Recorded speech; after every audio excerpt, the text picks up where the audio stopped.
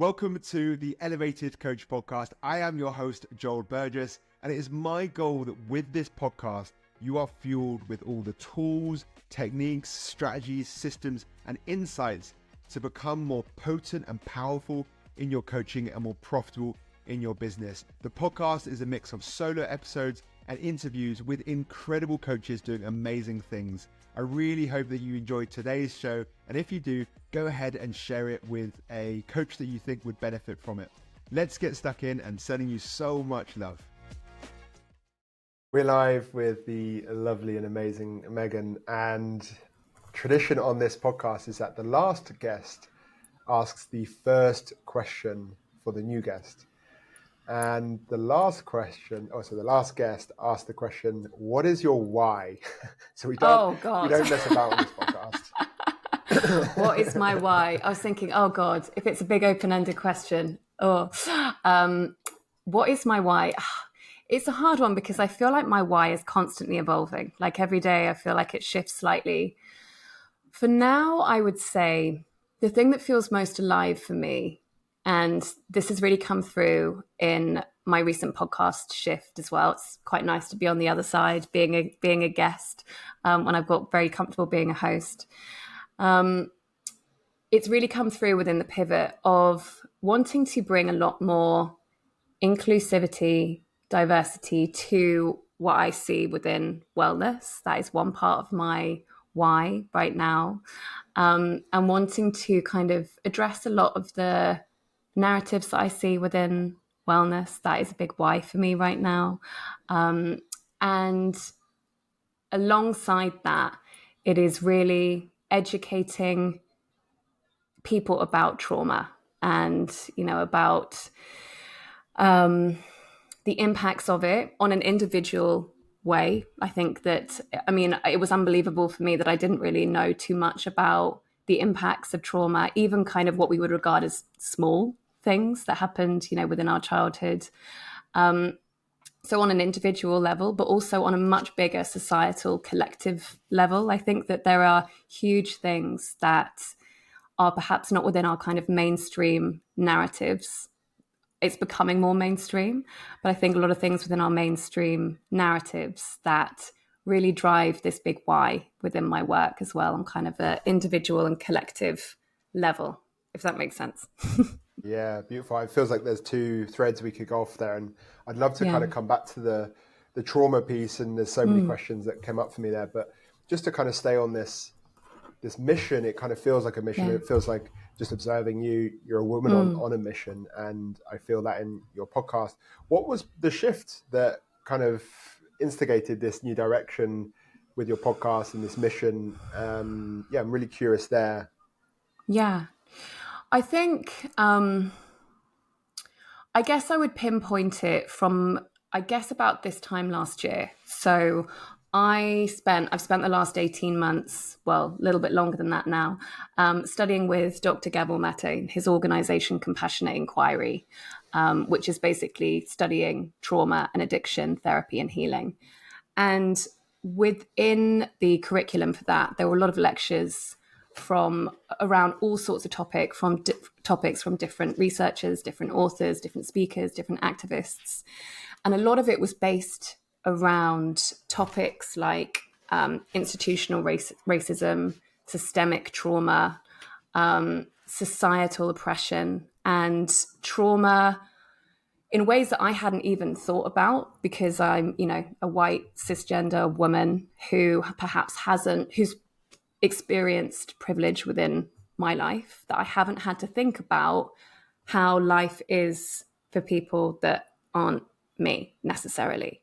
And being met with these kind of different views on systemic trauma and how that plays out on an individual level, but also on a collective level in terms of the disparity in disease, chronic disease, socioeconomic disparity, extreme poverty, things like that, which affect people in different ways, in different demographics.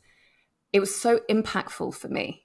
And also watching a lot of lectures from descendants from indigenous cultures who were talking about the impacts of colonialism today and how that has, moved down through generations.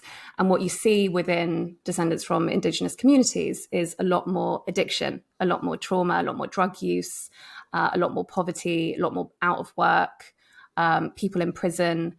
And all of these conversations were so eye-opening for me that I was like, wow, like how are we not, how have I spent so long in health and wellness without this coming into my sphere?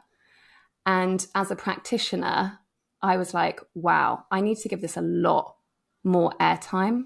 And, also working alongside that of me doing the compassionate inquiry studies, I've spent the last few years doing some volunteer work for local authorities. But last year, on the back of the training that I did a 4-month workshop series of trauma awareness, tools for trauma support for women who've been through significant abuse, domestic violence, criminal justice system, homelessness, addiction, extreme levels of trauma, neurodivergency, and, a lot of different needs within the room.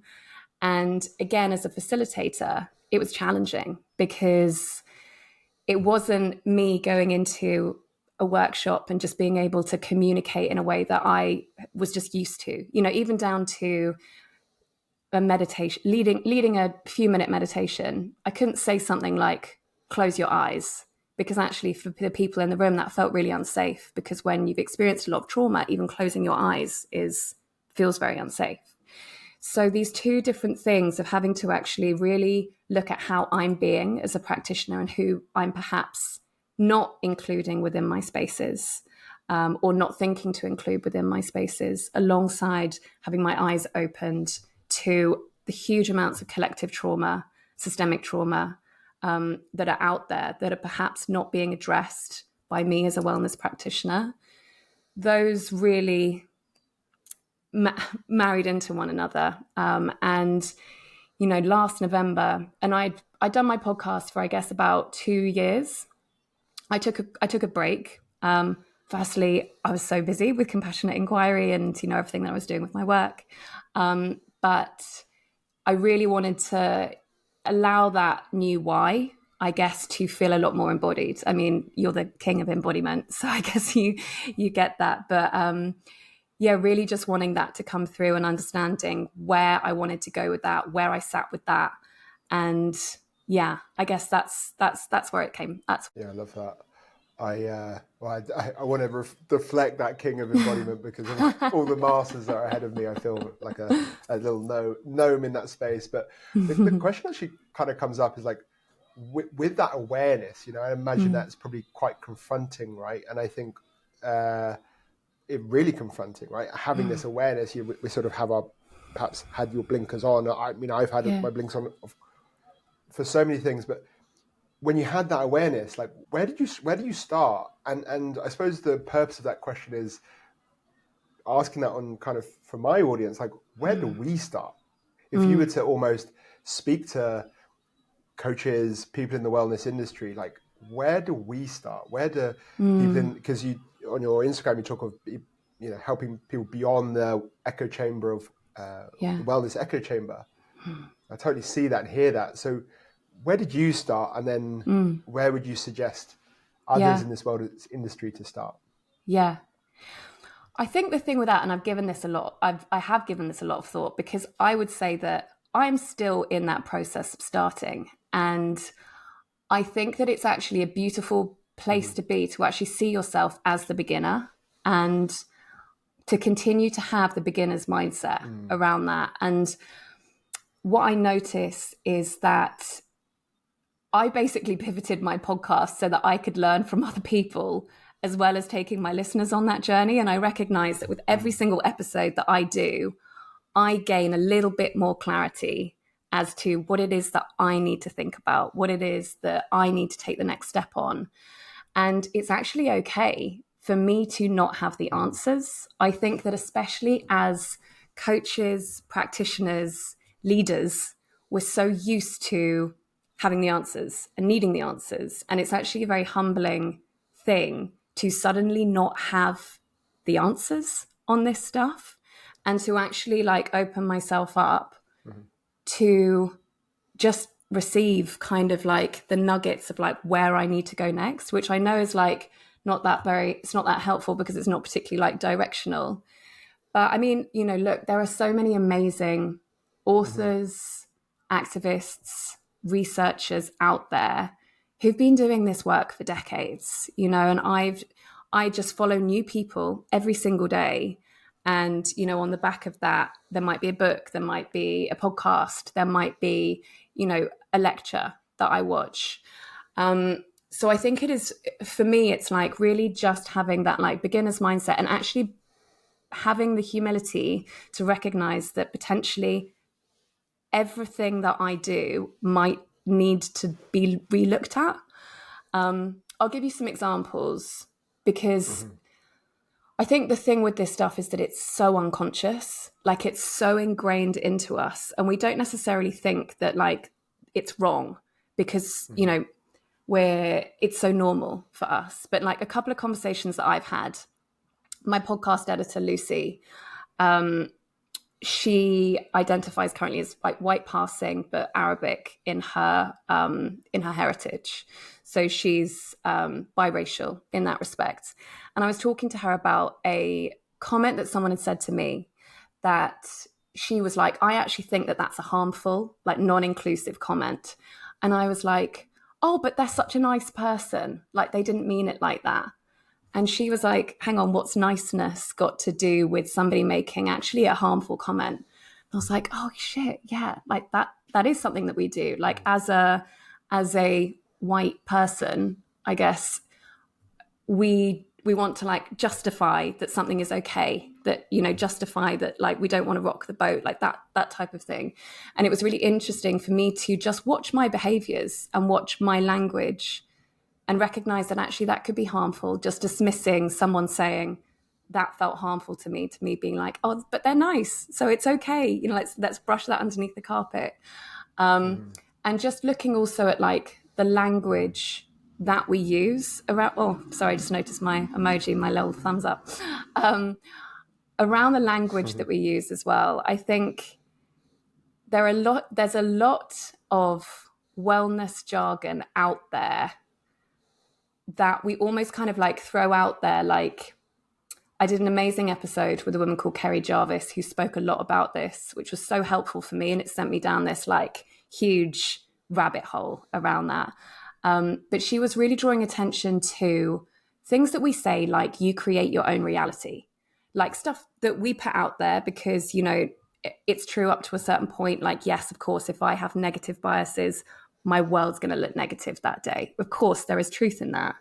But then that doesn't also account for, you know, somebody who's going through domestic violence. Like you're not encouraging that person to be violent towards you, or like somebody that's going through, you know, terrible experiences like genocide or bombings, you know, like everything that's happening in Palestine. It's like you don't create the reality of that. And now I think I'm getting to a point where if I wouldn't say something to a client or to another practitioner or to a friend, if I would say it to them, but I wouldn't say that to somebody else who's going through a different situation, I'm just not saying it anymore, because I feel like having these, I'll say it to this person, but not to that person. For me, I'm like, that's the exclusivity or inclusivity thing that's happening, which I just don't want to be a part of.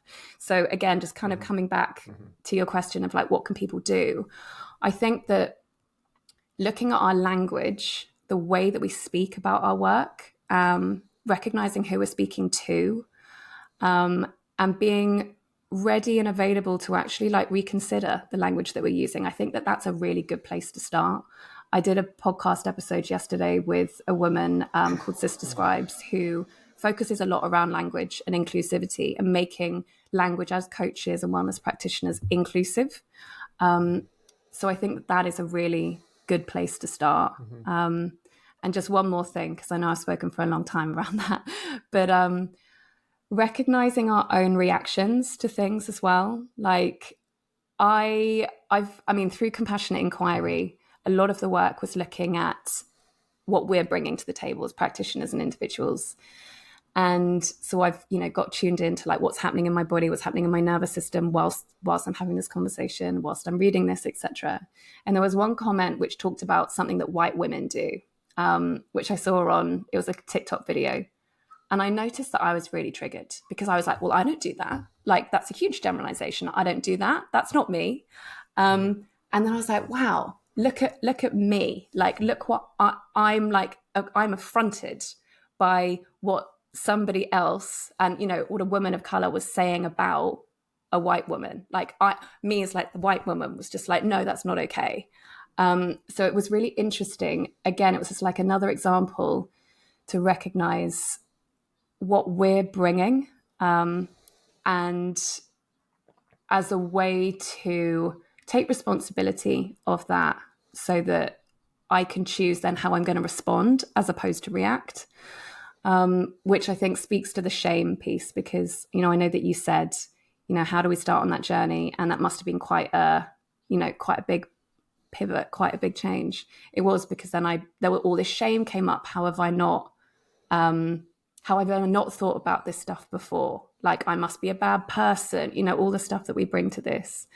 And I think like metabolizing that and then stepping into like, okay, I'm going to step over that shame and then actually step into a place of firstly being receptive, secondly deciding to use my privilege in a positive way. And I think like once I felt like I was in that centered place, so again, just leading it back to how can people start? It's like getting ourselves to that centered place where we can actually step into how we want to respond from here, as opposed to like bringing all of our baggage to the situation, if that makes sense. Yeah, totally. I love that. I in what you're saying, like I'm really seeing the power of compassion and that beginner's mindset, because as I hear you, and I'm kind of listening from my audience as well, relatively newer coaches who perhaps are maybe a little bit earlier in their journey in putting themselves out there on social media,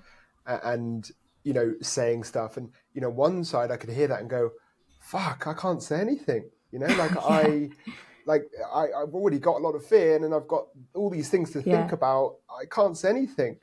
But I think for me, like what's really helped me is that beginner's mindset and that willingness to be wrong, but coupling that with compassion when you do get it wrong, and an openness and a receptivity. And I think like for me, something I've really learned, and I actually learned it from a men's retreat I went on last year, which was using your body as an indicator of what to lean into. So we had an exercise where we had to actually say who we were repelled by. And we had to say, well, this person I'm repelled by. And we then had to spend time with that person. And of course, that person was the greatest medicine for me. And I've learned so much from that experience. And it's a big reason why we're having this conversation, right? Because you created a post a while back that triggered something in me. And the easy choice for me would have been like, whatever, like Megan's wrong, or blame you, and like, it's not for me. But actually I've learned to be like, okay, there's something in this for me. There's a learning opportunity, rather than shutting down and closing off and pushing away. It's like, let's be receptive to this and start to use that as a sign of like, perhaps where I should hold up a mirror, like where am I not aware of my prejudice? Obviously loads of places, but like, let's at least have that conversation. Let's at least lean in. So I think, it can be so intimidating, this space, but I think we, as you say, like we need to be responsible for what we're bringing to the table. And for me, that's an insane amount of privilege.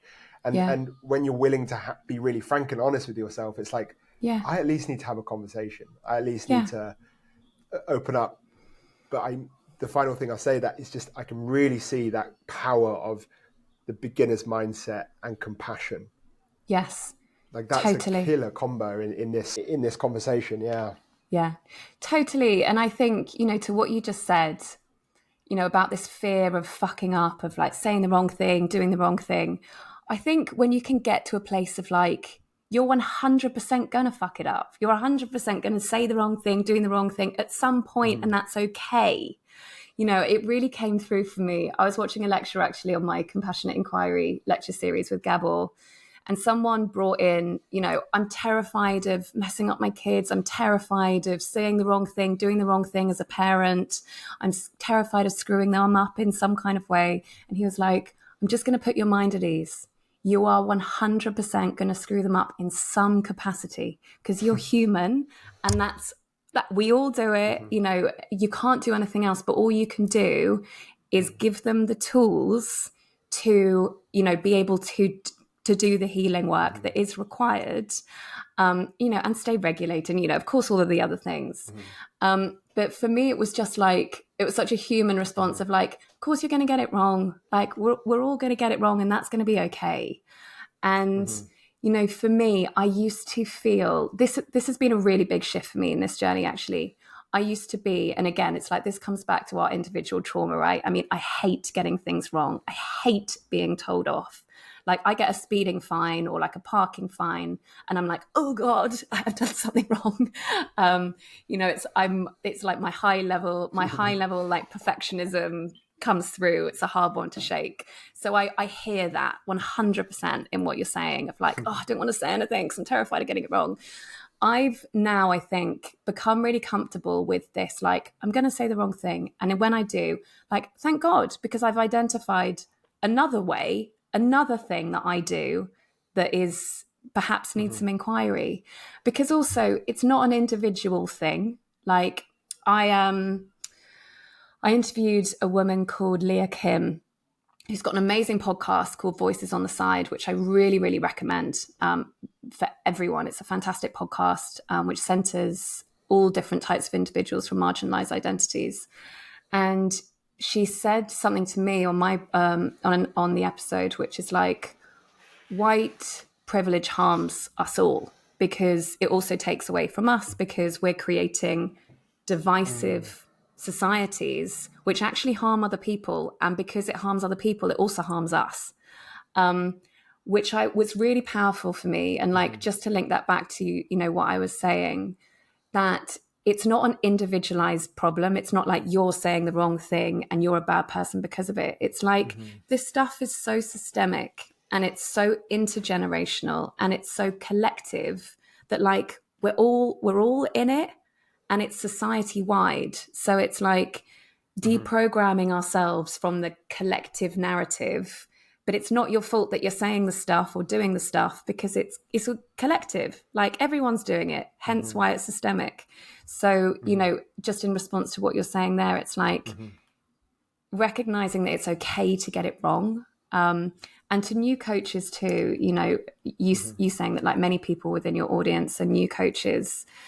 How beautiful would it be if, whilst you're developing the capacity to put yourself out there and say the thing and do the stuff, to also be thinking like, who is my audience within this? Like, how could I make this sound more inclusive? Who could I be excluding from this, or something like that?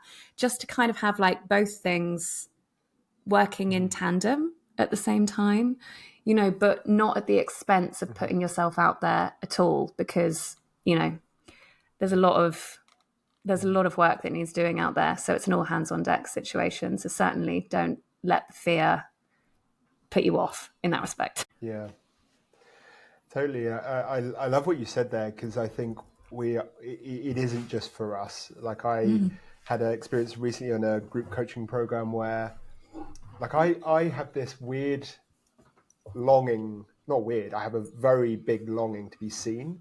But when I'm seen, I hate it. So, for example, if there's a group of 40 men, I really want to be seen by them. I really want to step up and share. But when everyone's looking at me, I absolutely hate it. And I want this. I don't want the lights. I'm like, look away from me. And I had this experience. I simply shared it. And the coach at the time coached me for like an hour in front of this group of 15 amazing other coaches. And I felt so guilty, but that's what he coached me around. And after that session, everyone messaged me saying, thank you for sharing what you shared, because you were sharing on my behalf. And I think I just took so much from that. And it's sort of relating to what you're sharing here, is like this isn't an individual thing. We're doing this for each other on this collective. I'm curious, like, what do you mean by collective? Like, what level is that? Like, is it a cultural, or is it just so interconnected? There's all these different collectives, and like that's just real curiosity. Yeah, totally. I mean, I think that it depends on the circumstance, but like to what I was saying there, collective, I mean just kind of like societal wide is what I mean. These, for example, looking at the way that trauma impacts us on a collective level, it's like intergenerational. So, literally down from what happened to my parents, my grandparents, my great-grandparents, the things that were actually passed down. But then also looking at collective trauma, systemic trauma, institutionalized trauma. So look at the police service, look at our healthcare systems, look at the prison service. Like all of these different things are like there's integrated trauma, institutionalized racism. I mean, that's always in the press, like with the Met Police and, all sorts of things, and especially in the States too. But, our societal wide challenges and our authorities, our institutions, governmental level, I mean, it's kind of insidious everywhere. So, that's what I mean when it's like, it's not you just doing something uniquely wrong. It's just, society-wide. Yeah. It feels like it's so connected to this, just probably the biggest cosmic joke there is. It's the biggest paradox there is of just like, I don't matter, I'm so small. You look at the size of the universe, you're like, I'm so small, but then you actually truly understand like the impact of one moment walking down the street and smiling at someone and they smile back, and then they go and smile to the next person who hugs that person who then, has a good, you actually realize like the ripple effect is so great. And kind of what I'm hearing and feeling in my body at this moment is like, I don't know, maybe a bit of a shake as well for me. It's like acknowledging my own privilege is probably such a good place to start. Like it's so easy to just be like, oh, like it's crack on as it is, but just actually acknowledging and just taking responsibility for that. And it's important and very challenging. Totally. Absolutely. I mean, 100%. I get it. I just want to say one thing that came into my head just before I speak to what you've just said. Matthew McConaughey in Green Lights, which if you haven't read Green Lights, in fact, listen to it because he narrates it and it's so brilliant. He says this thing which really struck with me, which is exactly what you're saying, that he recalls one day looking up at the stars and recognizing in that moment that he is so small, and as a result, he is at the same time limitless and tiny. So when you can kind of grapple with those things of like, I'm so small, so it like barely matters. So like, it doesn't matter if I mess it up. Like it's not going to destroy the planet. Well, I mean, maybe somebody's actions can mess up the planet. However, I'm so small, so it barely matters. But also at the same time, like because of that, fuck it, I might as well just go for it. It's like the polarity of that. And there's always the polarity stuff with the universe. But, really just what you were just saying really reminded me of that. But just speaking to what you just said, I think the first step is really just acknowledging our privilege. That for me was a really big step because like I said, it wasn't something that I'd thought about, which is a privilege in itself. Like the fact that I have been on this planet, for now a total of 35 years, when I haven't had to think about a load of stuff that other people do, I was like, wow, that is privilege. And like, I can't take it away. I can't change who I am. I am in this body, I'm in this life, for whatever reason. So I might as well just make peace with it and use it in a positive, responsible way. And I think the first step is acknowledging that, dealing with all of the emotions that come up. And somebody also says something. There's an amazing person I follow on Instagram called Kerry Kelly. And she's just contributed to a book called Collective Liberation, which I've just started. It's got all sorts of authors who've contributed. There's a great author called Dr. Sarah King, whose work I followed for a little while as well. She said something, I can't remember where it is, but basically like you should always feel a bit uncomfortable when you're talking about privilege and when you're working through your privilege and decolonizing your work and decolonizing your mindset. If you don't feel uncomfortable, you're probably not doing it. So I also think that we just need to normalize that too, on the back of what you've just said. Yeah, totally. Yeah, well, I think it's coming back to, if I link this to embodiment, right? It's like our body is our greatest tool, and actually having that awareness of when you feel uncomfortable and having the ability to actually center yourself, regulate, and actually using that as a sign of like, there's growth in this for me. There's something here for me. Like I've hated confrontation for my whole life. This last year, I've lent into confrontation, and it's probably, it's up there with the most growth I've ever had, because in that confrontation, it's like I start to free myself, but actually, as you say, like free others on a collective level. I hadn't actually linked it on that level before. And I'm really curious, like, because you use the word liberation. What does liberation mean to you? Well, it's almost hard to imagine, because I feel like we live in such an unliberated society at the moment. When I talk about collective liberation, and this is actually, it's a term that I've only recently, within the last year, come into contact with.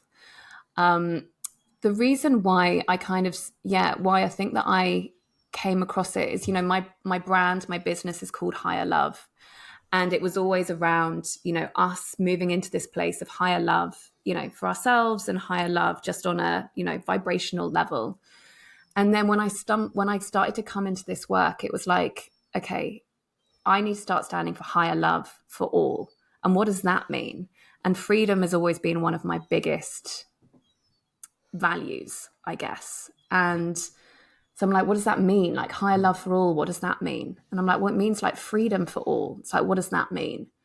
And then, I came across this kind of collective liberation. And for me, look, we're seeing it a lot online at the moment. People talking about free Palestine, free Congo, free Sudan. It's like, we'll not be free until we are all free. So like, what does that mean? Like when we are all free? And, I guess that when we are beyond the systemic challenges, the oppression that is in place, when people are free to be themselves, to be seen, felt, valued, and treated as themselves without needing to siphon off parts of themselves, when people come into a place of wholeness with everything that they are, which again is like about radical compassion, radical acceptance.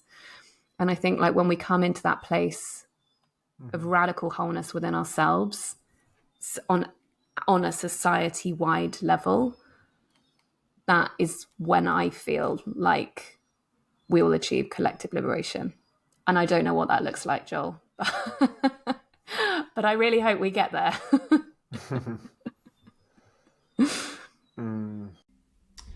Excuse me for interrupting the show, but I wanted to ask you, have you subscribed yet?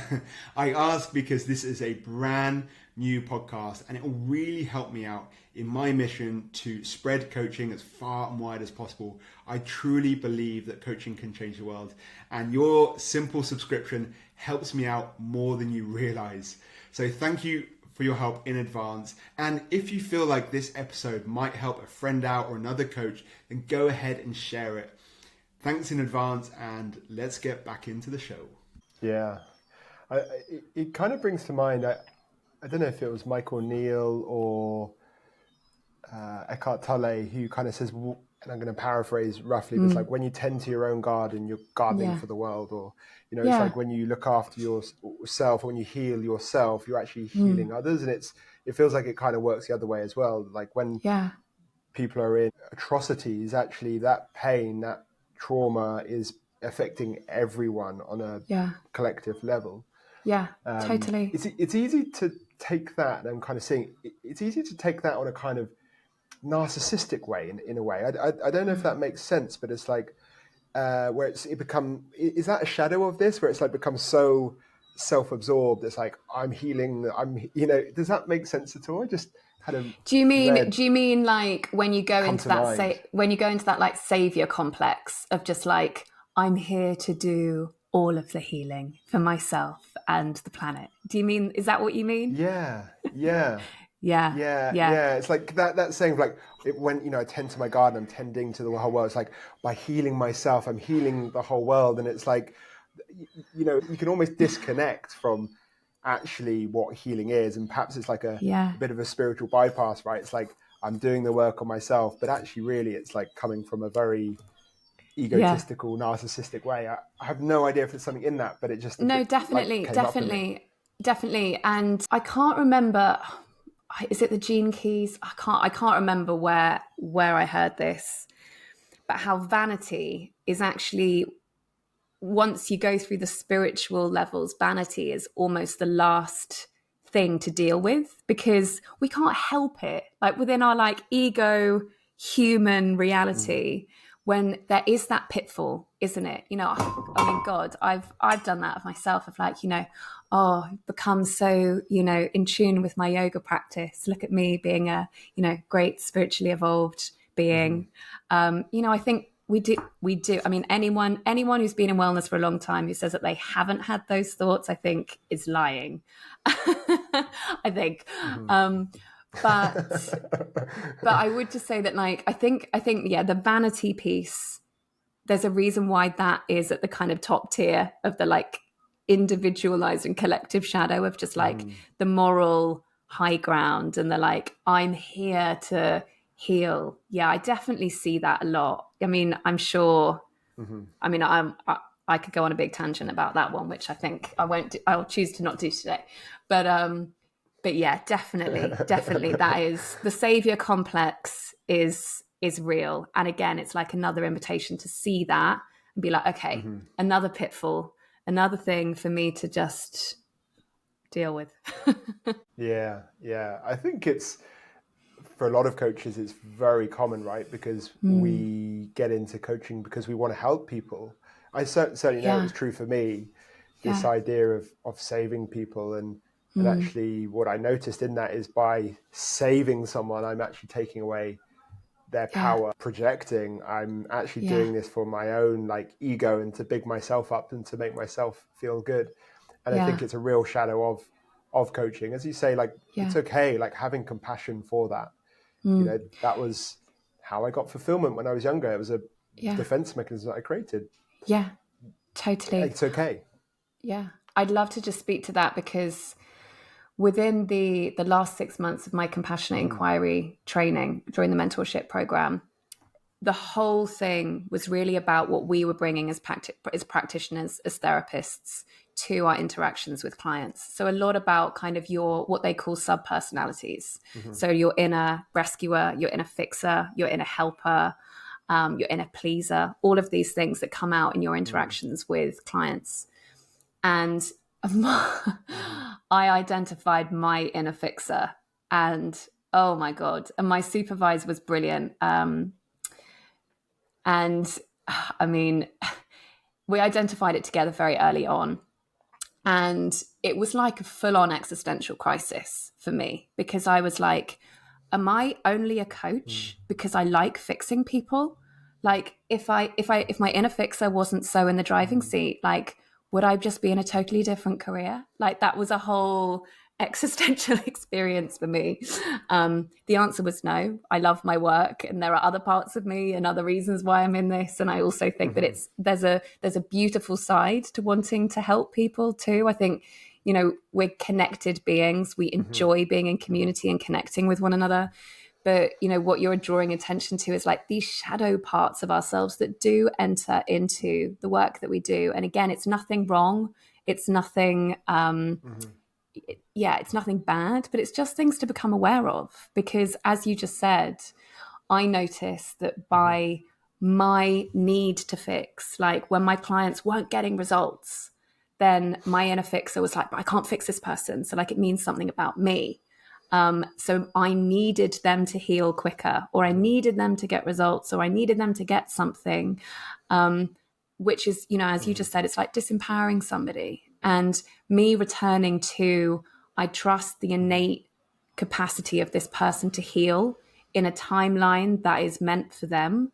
And I'm just here to guide that process, and stand beside them during that process. And for me to notice when my inner fixer or my inner rescuer or inner, whatever stepped in.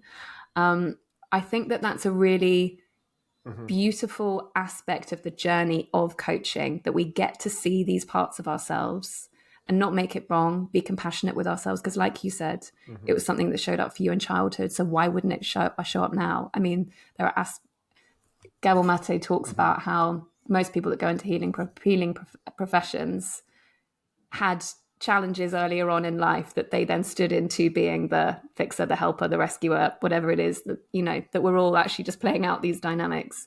And there's a beautiful side to that. And then there are also things that invite us to look at what we can heal for ourselves. So there is that beautiful polarity of like the light side and the shadow side, for us just to look at. Totally.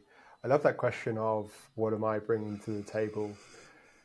Because there's so much depth that never ends. And I think what I'm really getting from this conversation is firstly, just like having the courage to acknowledge and having the openness and willingness to get it wrong, coupled with compassion and that beginner's mindset.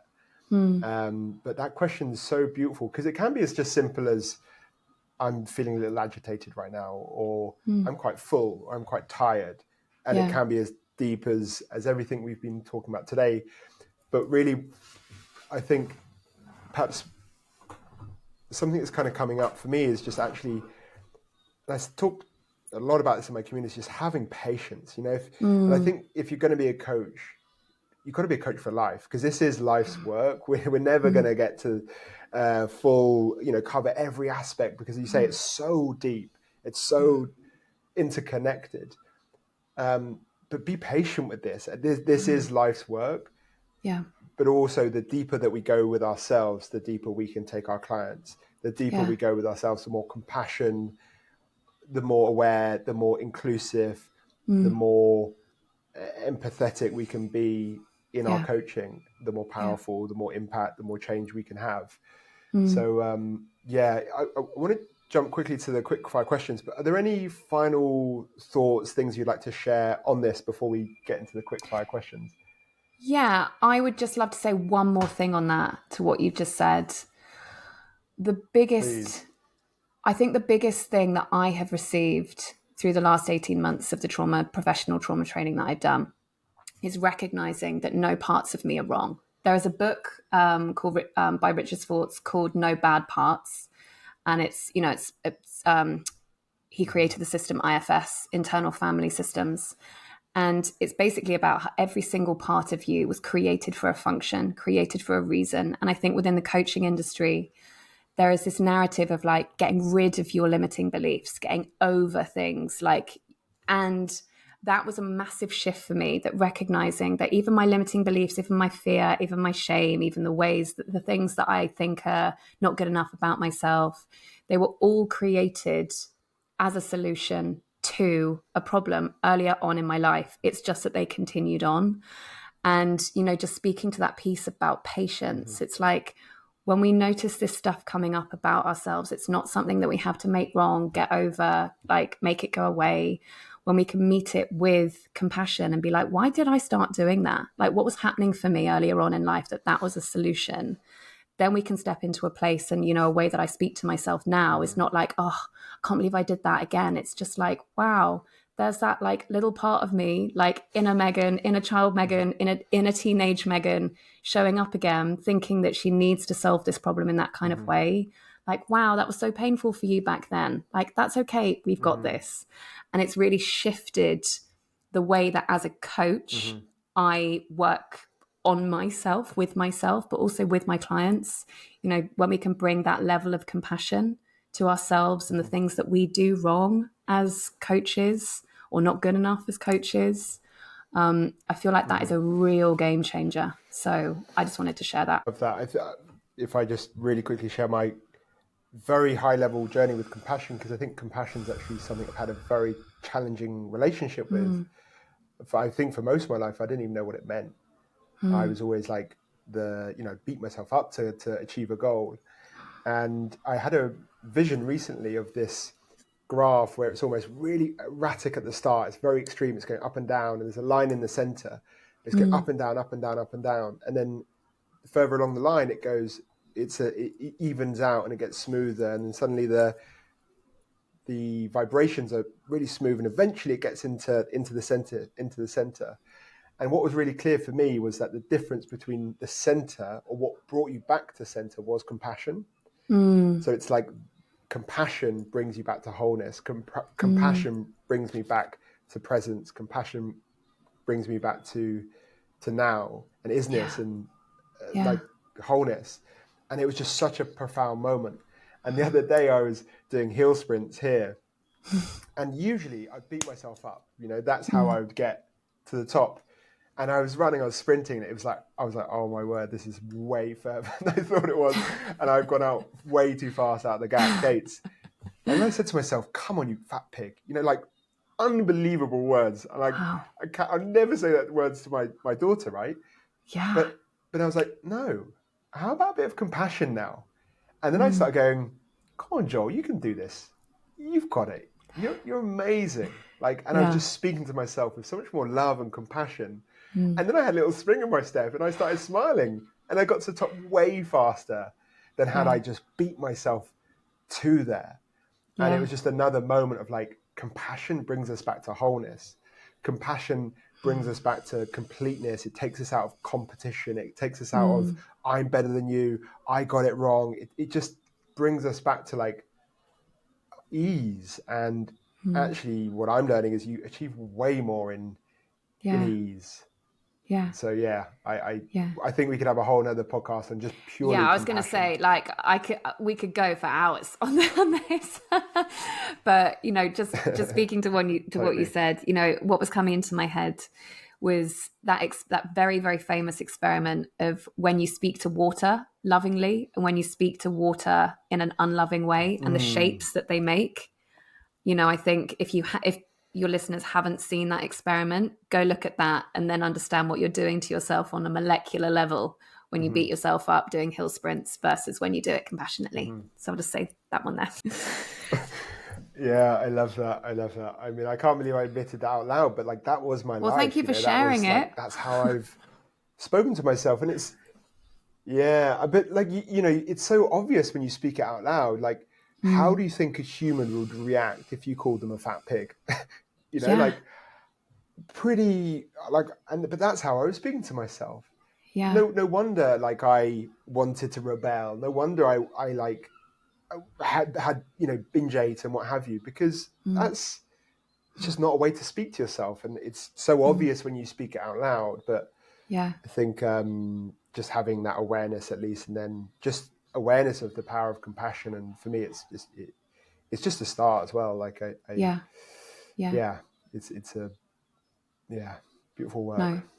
Yeah, definitely. And, I know we're going to move on to the quick fire. So I will just say that I can really resonate, with what you're saying, and thank you for sharing it.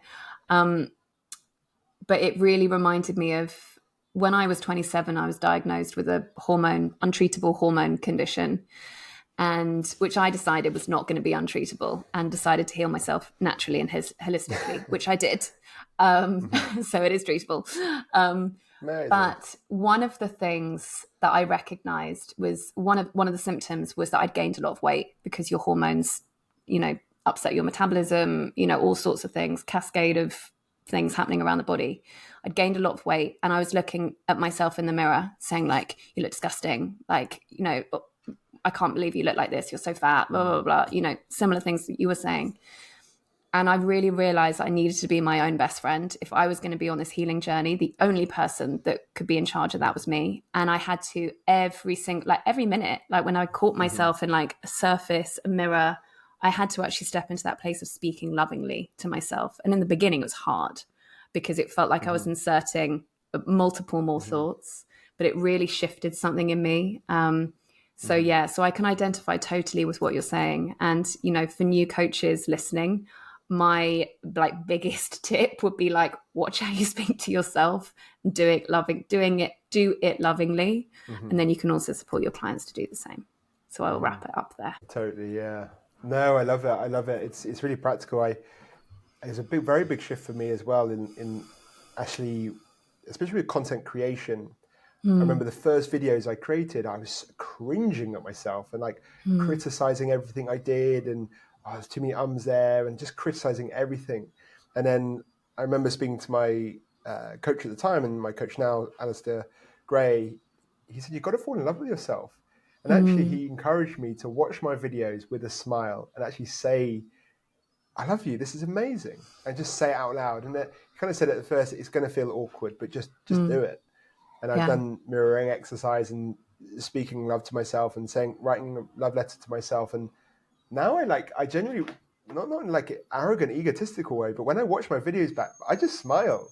I'm like so proud of myself. And I'm like, this is amazing. Like I used to be terrible on video and still am a little bit, but I'm still loving myself and I'm loving the process. I'm like, I just smile. So if you're a listener now and you have that awkwardness and you're criticizing your videos and your content creation, just inviting you to, as Megan said, like just to have that awareness of how you're speaking to yourself and smile. Like I find just actually smiling whilst watching yourself on video changes your whole experience of watching yourself on video.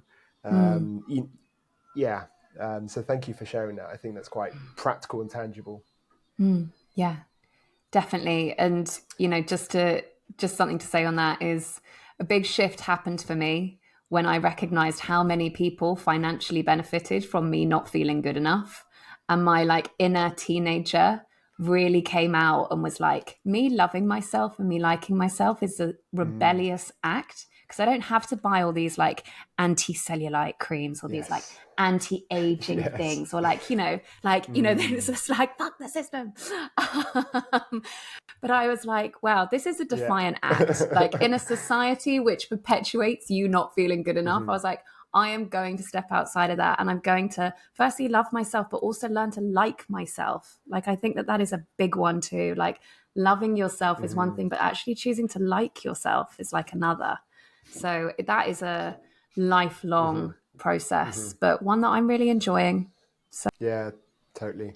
It kind of feels like that's a stage. I don't know the stages of the spiritual path, but I feel like there is a stage where you're like, fuck the system when you become awake to like how they are profiting from our unhealth and our disease and our pain and our self-doubt. And like, you're like, well, how's this been going on all this time? Fuck the system. Yeah, totally. We'll lead the revolution. Yeah, exactly. Amazing. I want to finish up with just some quick fire questions. Firstly, what advice would you give to the version of you that just started coaching? To the version of me that just started coaching. Okay, I know they're quick fire, so I'll be quick. I actually think that we've spoken about it in terms of like, be kinder, be more patient. It's a long-term, lifelong, career-long journey, so you don't have to get everything right. And just be kind to yourself, be compassionate with yourself. That's it. Beautiful. And what advice would your future self give you now? Really interestingly, what you said to me earlier of that conflict that you have in between really wanting to be seen and being terrified of being seen.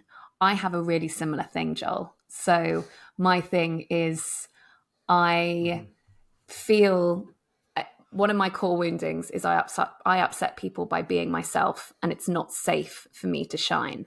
But then I continue to put myself into situations where I am out there, putting myself out there.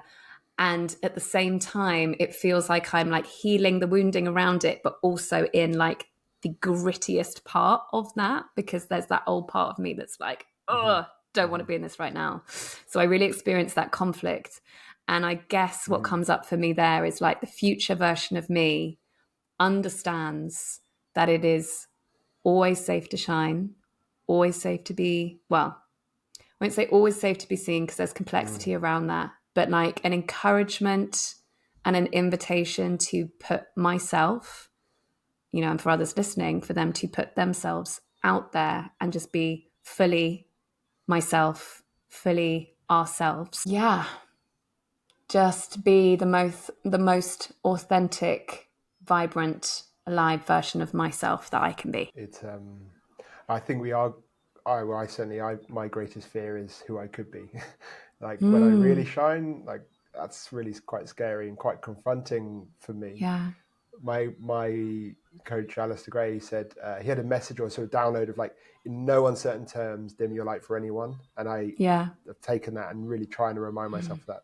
So I love that. It's such a beautiful message. The third question is, what is your favorite coaching question? What is my favorite coaching question? I would say that now, because of the work that I do, which is working in a trauma-informed way, it's become, what is the function of that? Or what is the purpose of that? Or what do you gain from that?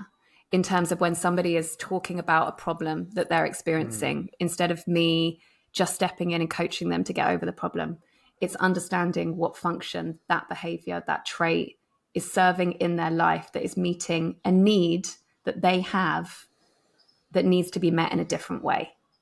It really flips the whole thing around, because then people can actually move on from the behavior, from the pattern, and find different ways to solve the problem that's underneath. That. I just want to focus on that for a little bit. Curious, because I've asked a similar question to that in the past, but to someone who didn't have much depth. And the first response was like, nothing. I gained nothing. I'm like, no, like let's stay with it a little bit more. And there was nothing, you know, just couldn't. And, you know, I kind of let it go. And I actually have avoided that question for quite some time, I think, from that experience, because I was met with that experience a few times. Like, well, I gained nothing. You know, it's like, I don't want to do this. I don't want to drink anymore, or whatever. It's like, what do you respond in those moments? Depends on the circumstance. Because it also, for you to be working deeply with a client and to be going into those vulnerable spots, there has to be sufficient safety. There has to be sufficient attunement. If they don't feel safe with you, they're going to push back. I'm not saying that was what happened in that situation, because often I'm also met with, doesn't serve any function. Like, no, I don't do it. But I kind of gauge how deep I can continue to push that without then stepping into the space of, I need this person to get there because of my like inner advice giver or inner teacher has to come out, you know, whatever it is. So understanding what I'm bringing in, but then really just trying to reveal to them that actually, if they weren't getting anything from it, they wouldn't be doing it. Like we just don't do things that don't give us anything, but it can be very subconscious. Like, you know, we often don't realize, and it can be really basic stuff. A lot of it is about connection. A lot of it is about like a feeling that we're trying to elicit within ourselves. So I would just keep asking it again. I might also say, you know, intuitively, maybe there is something coming up for me around, does it give you this? But I also wouldn't want to be leading too much. So I think it depends on the circumstance, but I would be inclined to dig a little bit beneath the hood on that one. Yeah, beautiful. It's such a powerful coaching question. And everything you said was amazing. Last question, and I'm going to change it a little bit. So the question is, what message would you broadcast to the world on TV? But I'm actually going to change it to, what message would you broadcast to the whole coaching industry? Oh God. What message would I? No pressure. Yeah, I know. Bloody hell. What would I broadcast to the whole coaching industry? Something along the lines of pausing, really beginning a very deep inquiry as to the level of responsibility, inclusivity, diversity, and privilege we are speaking to within our spaces, and making sure that our work is in alignment with what I see as collective higher love, collective liberation, and just doing what we can contribute towards that. And I think that the tools for that is really, as we've discussed, compassion, humility, beginner's mindset, and a lot of self-compassion, recognizing that, like, of course we're wanting to do great stuff in the world, of course we're wanting to help, but also making sure that that is not at the expense of exclusivity. But hey, I'm on my soapbox about this at the moment, so that's probably that's what I'd be saying currently. Yeah, and the message you are actually saying, so it's yeah.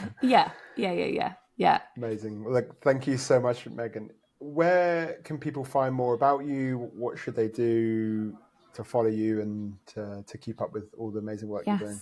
So my Instagram is higherlove_with_Megan, and my podcast is Higher Love with Megan. It's on Apple Podcasts, Spotify, or major podcast platforms. Those are the best ways to stay connected. Amazing. Well, look, thank you so much. And really enjoyed this conversation. It's opened up a lot in me. So thank you. Thank you so much, Joel. Yeah, really, really enjoyed the conversation. Thank you for having me. Thank you so much for listening to today's episode. I really hope you enjoyed it. And if you did, go ahead and share it with a friend, a coach, or anyone that you feel could benefit. It helps them out, it helps me out. I think it's just a kind thing to do. And if you haven't, make sure you're subscribed. I'm just getting started with this podcast.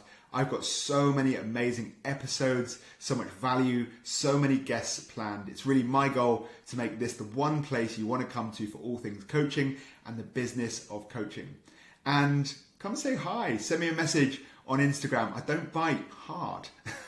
I don't bite. I am friendly, and I'd love to meet you and answer any questions that you have and just have a good conversation. And would love to hear your thoughts on today's episodes too.